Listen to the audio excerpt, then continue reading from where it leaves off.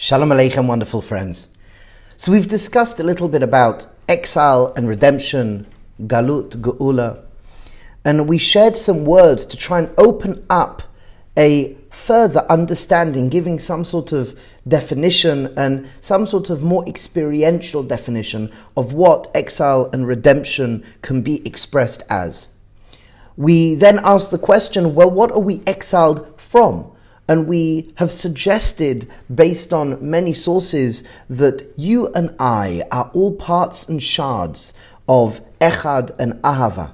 And this, in fact, is what we've been exiled from, the Echad, the Yichud, and the Ahava.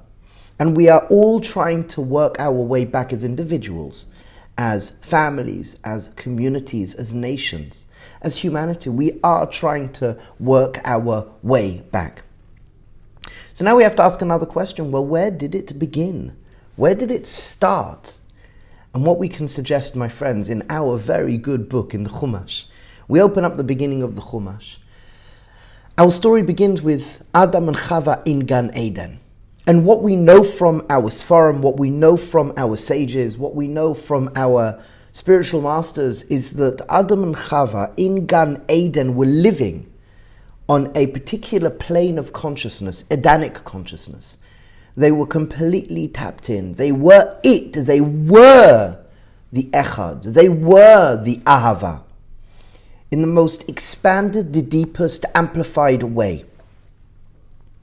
And then what happened, as we know famously, Adam and Chava ate from the tree. When they ate from the tree, that's when everything radically shifted. We call it the falling, or in our community, as some of you know, the tree-eating boo-boo experience. And this nakuda of Adam and Chava eating from the tree radically changed their existence. It radically changed the way they perceive reality. It radically changed the whole universe. And we're living post-Chet Adam. We are living within the aftermath of Adam and Chava eating from the tree. And what we want to understand is that if we can give a definition to what exile and redemption is, and this is where our narrative starts, this is where our story starts. In Gan Eden, it was redemption. And all the words we used to describe, and so much more. So much more that in fact we don't really have any perception of what it was like in Gan Eden. We can't even get back to that state of consciousness. We're going to get back to a different state of consciousness when the full rectification and repair has occurred. And according to the Leshem and others, it'll even be a higher state of consciousness. We're living after the fact. We're living after the fall. And we now know, okay, so we've given words to what we label exile and redemption.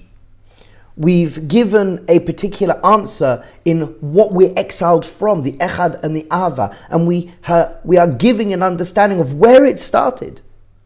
With that, already, as we said, Sumira va'asei tov. We know hopefully what to stay away from, and we know what to head towards.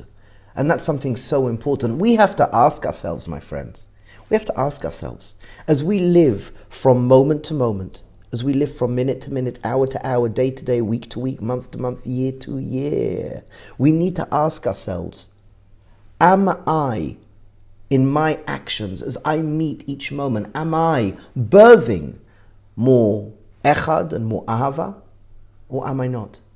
Am I Asei Toiv, or Chas v'Shalom, if is a person Sumira? And that's for us to discover, that's for us to uncover, that's for us to ask. And every single time we make that right choice, every single time we ask that question and make that right choice, we're tapping in to the healing of Adam Rishon. We're tapping into the healing of Adam Rishon. It's wonderful. It's wonderful. It's wild, because each and every one of us are shards, are parts of the collective soul of Adam. And each and every time we do the right thing, we are directly relating, directly connecting to that event and healing that event. So Be'ezras Hashem, as we live each and every day, may we live with strength, resilience, may we live with clarity, May we understand that each and every one of us, we are part of this process.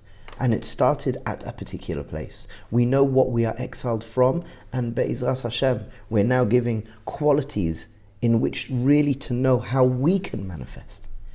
And as we go further, we will unpack. As we go further, we will excavate and try to go a little bit deeper.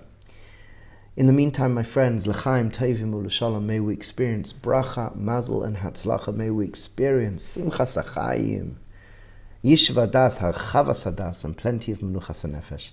L'chaim tovim u'l'shalom.